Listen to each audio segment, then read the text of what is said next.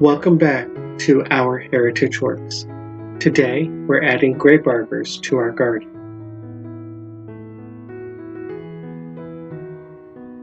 The first step in the process is to temporarily place the poles.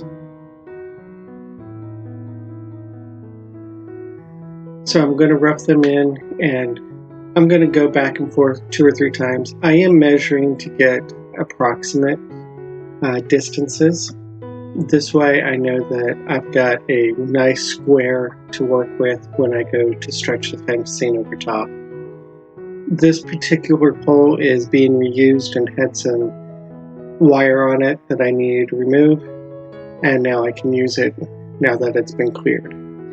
You'll also notice that I'm measuring each direction, length, width, and then I will also do a cross measurement to make sure that I've got a nice square.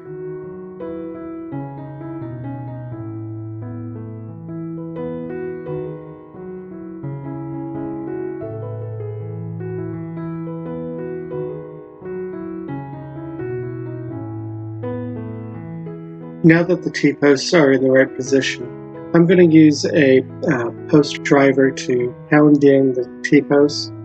Fortunately, it's been raining and it is nice and soft ground, so this is very easy work to do.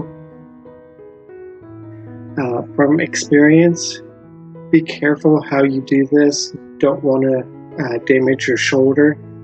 If you've got something that will push the T-posts in a little easier, there are electric gas-powered post drivers. There's also buckets on your tractors that can push them down. I would recommend going those routes rather than pounding them in, but this is all I have, so that's what I'm going to do. Now, the other thing that I need to do is also make sure that I'm avoiding any power lines or anything like that. Since we built the house, I know where the power lines are and I'm not close to any of them, but that is something to keep in mind as you're working. Now, this is on the other side of the garden. I am going to add a second one, and I'm going to go through those same procedures of doing a rough measurement. I'll readjust 2 or 3 times, and then I'll pound in the poles.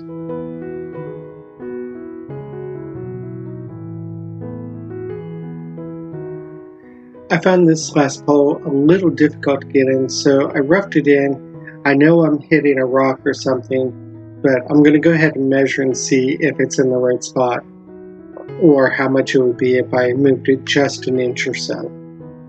And I'm going ahead and doing my cross measurement anyway, even though I know I've got a rock that I'm hitting. So as I start pounding it in, I'm going, what's going on? I try readjusting just enough to miss the rock. I hit it again and again and again. I finally did get the rock out, but it took quite some trial and error. Even at this point, the pole is not where it needs to be, and I'm going on to the other ones and trying to get them done. This is hard work, even though it doesn't look like it in this video.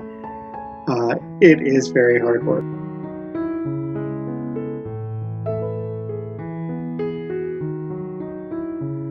At this point, it's starting to become obvious there's a rock there, so I know I'm going to have to remove the rock before I can get this pole in place.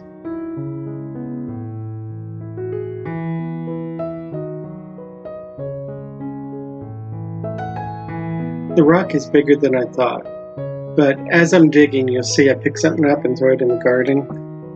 That's a worm.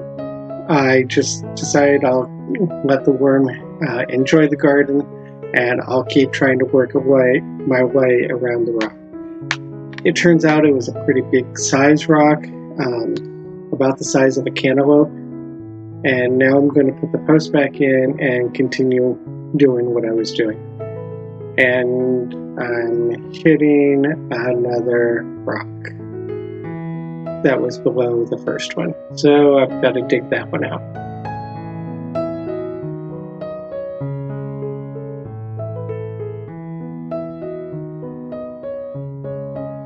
now that I've got the post finally driven in, I can start working on the fence.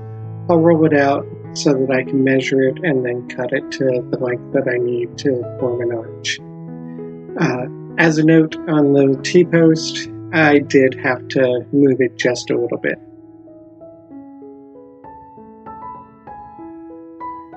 So I calculated roughly the amount of fencing that I need, and I am going to just barely tack this thing up so that I can get its general shape, check to make sure I've got the right measurements for the length of the fence. And as you can see, this became a little bit more of a struggle than I thought. So what I decided to do was tack it up to the posts, and then I'll form the arches later. When I cut the fence, I did leave the fencing with little spikes on each side, and these I will actually poke into the ground, and that will help give it some stability. Now, as you can see, this arch is rather large. Ultimately, I did cut this down just a little bit, and when I do the other arch, I use the new measurement. So here I am getting ready to do the second arch, and I've already learned what to do from the first one, tack it in place, and I made the initial arch itself a little smaller.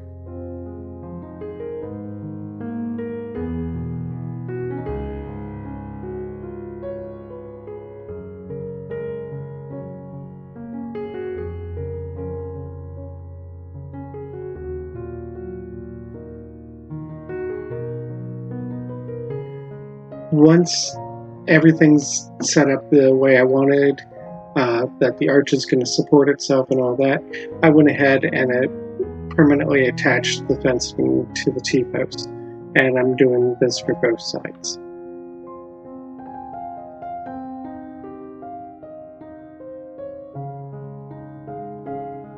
I'm going to plant grapes, one in each corner of each arch, so that they'll be able to grow up over this new grape arbor.